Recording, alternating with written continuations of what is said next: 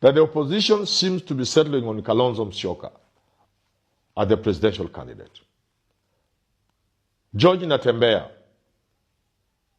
as running mate, Rigathi Gachagua as the prime minister. And I'm using the word prime minister very deliberately.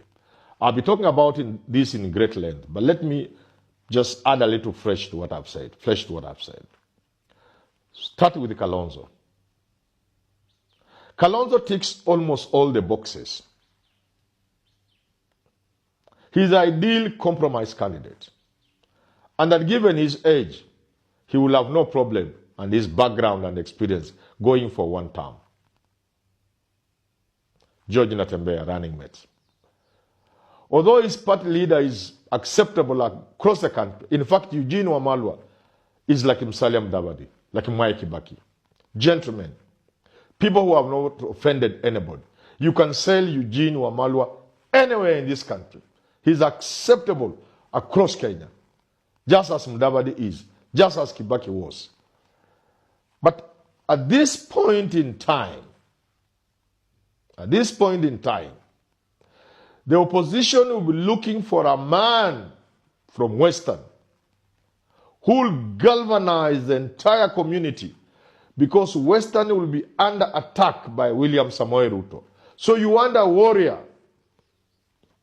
a general, a man who will cover the area in the manner Gachagua covered Mount Kenya for William Ruto.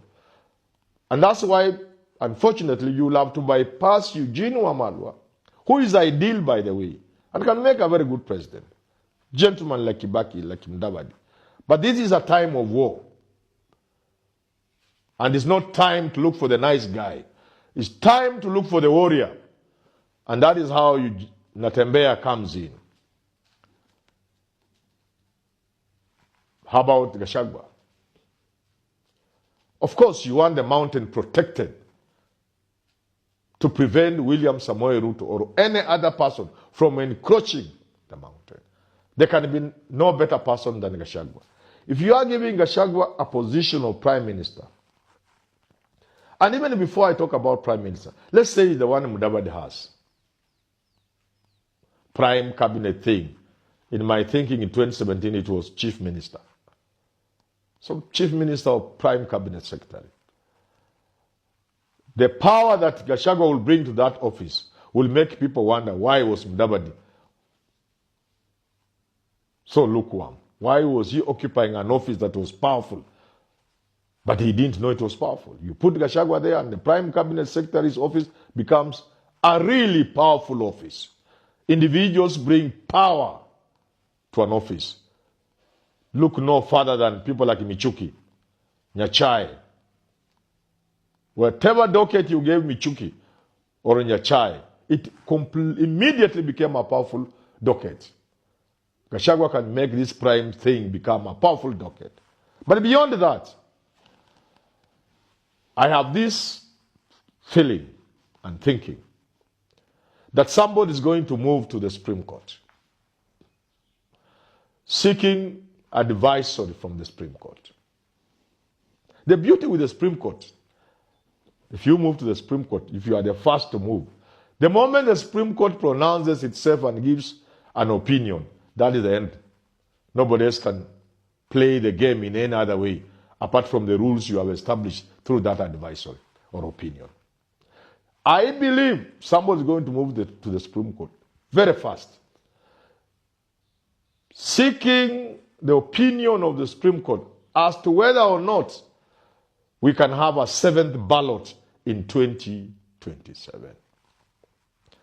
In other words, as the people of Kenya vote for the 6 positions of MCA, Member National Assembly, Women Rep, County Women Rep, Senator, Governor, and President, there is a 7th ballot, a yes or no referendum question.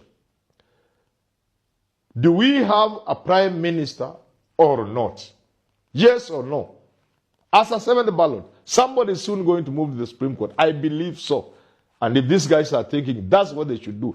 To make that position so attractive, you can sell it to a community. And therefore, if Gachagua is going to be the prime minister in such an arrangement, the Mount Kenya people will feel completely part and parcel of this government that is going to be formed, if they form it. And therefore, to summarize, the meeting in Karen, Nairobi, of Rigathi Gachagua, Kalonzo Musyoka, George Natembeya, does not only raise eyebrows, it does point to something, unless we are wrong. And that something is an earthquake. An earthquake because the most populous communities, the number one, number two, number one, the Mount Kenya community, number two, the Luhya community, joining forces to support Kalonzo, who brings the 3 or so million votes of his native Kamba people. Who wins is a no-brainer. And that person who wins in round 1. That is how those of contrary opinion must begin viewing and understanding the getting together of Kalonzo, Rigathi Gachagua, and Eugene Wamalwa. Because all you need to add, because that is already at 51, 52%, to take it to the comfort zone, because we have always argued here that if you want to win against an incumbent, against the people in charge, you have to go beyond 50%.